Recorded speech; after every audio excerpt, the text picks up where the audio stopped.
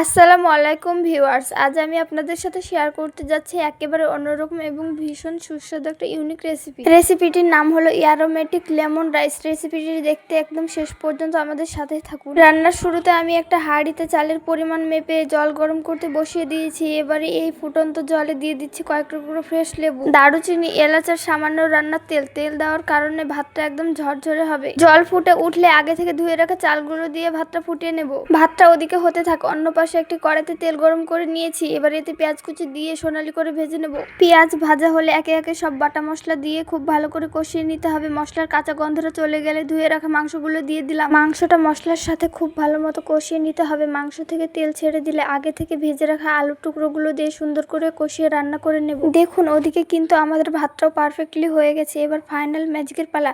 ভাতটার ওপর থেকে ছড়িয়ে দেওয়া হলো খাঁটি গাওয়া ঘি আর মুচমুচে পেঁয়াজ বেরেস্তা। শাহি ফ্লেভারের জন্য দিয়ে দিচ্ছি সামান্য কেওড়া জল আর গোলাপ জল। এবার আগে থেকে রান্না করে রাখা সেই মাংসটা ভাতের ওপর দিয়ে খুব ভালো করে মিক্স করে নেব। সবকিছু মেশানো হয়ে গেলে ঢাকনা বন্ধ করে ঠিক 10 মিনিটের জন্য দমে রেখে দিয়েছি। 10 মিনিট পর ঢাকনা খুলতেই পুরো ঘর শাহি সুবাসে ভরে গেল। তৈরি হয়ে গেল আমাদের আজকের special unique aromatic lemon rice recipe. গরম গরম পরিবেশন করুন আর পরিবারের সবার মন জয় করে নিন। রেসিপিটি ভালো লাগলে লাইক, কমেন্ট আর শেয়ার করতে ভুলবেন না কিন্তু। দেখতে যতটা মজা হয়েছে খেতেও কিন্তু ঠিক ততটাই মজা। আপনারা বাড়িতে অবশ্যই একবার হলেও ট্রাই করবেন এই রেসিপিটি। একবার খেলে আপনাদের বারবার খেতে মন চাইবে।